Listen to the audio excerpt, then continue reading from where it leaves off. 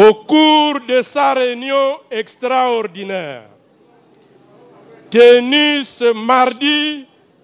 11 mars 2025, la direction politique nationale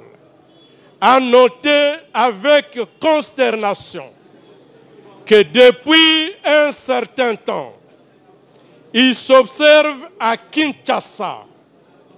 une campagne de sape, de dénigrement, de mépris, de haine, de diabolisation et d'appel à l'élimination physique de l'honorable Vital Kamerhe,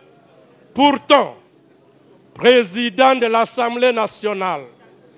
président de l'Union pour la nation congolaise, UNC en sigle. Cette campagne menée à des séquences variées, mais coordonnées,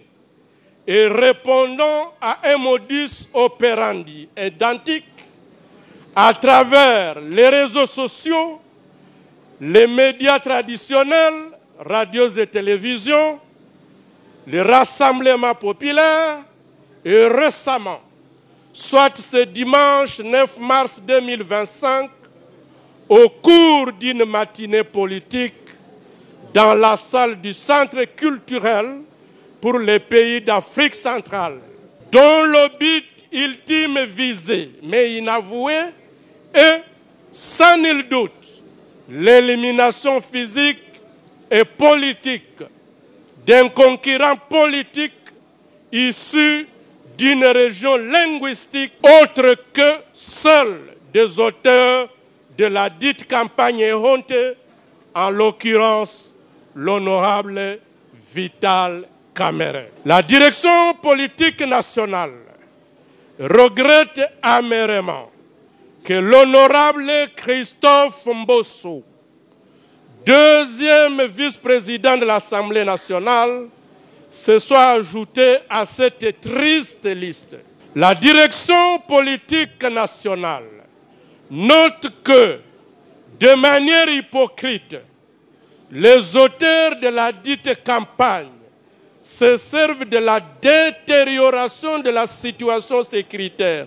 à l'est du pays, pourtant base naturelle de l'honorable Vital Kamerhe, pour régler des comptes à ce dernier qui, aux côtés de ses collègues parlementaires et dans le strict respect des instructions de son Excellence, Monsieur Félix Antoine Tshisekedi Tshilombo, président de la République, chef de l'État et commandant suprême des forces armées de la République démocratique du Congo, n'a ménagé le moindre effort pour tenter de contenir la situation dramatique à l'est du pays, dans les limites évidemment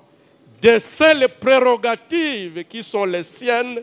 en qualité de président de l'Assemblée nationale, qui ne peut faire plus car n'intervenant pas dans la chaîne de commandement de l'armée, ni dans celle de son financement et encore moins celle de son approvisionnement logistique. Il est déplorable de constater qu'au moment où le président de la République appelle toutes les forces politiques et les forces vives de la nation à se mettre ensemble pour faire face à l'ennemi, certains esprits visiblement conscients ou inconscients, à la solde de l'ennemi, propagent des discours, des divisions au sein de l'opinion et servent de justification au narratif de l'ennemi. La direction politique nationale met en garde les auteurs de ce discours et déclare se réserver le droit de les poursuivre en justice. Enfin, la direction politique nationale condamne avec la dernière énergie l'agression de notre pays par le Rwanda et ses supplétifs de l'AFC M23. Elle réaffirme son soutien, tous azimuts, aux forces armées de la République démocratique du Congo et les Wazalendo, ainsi qu'au commandant suprême, j'ai cité son Excellence Félix Antoine Tshisekedi Tshilombo.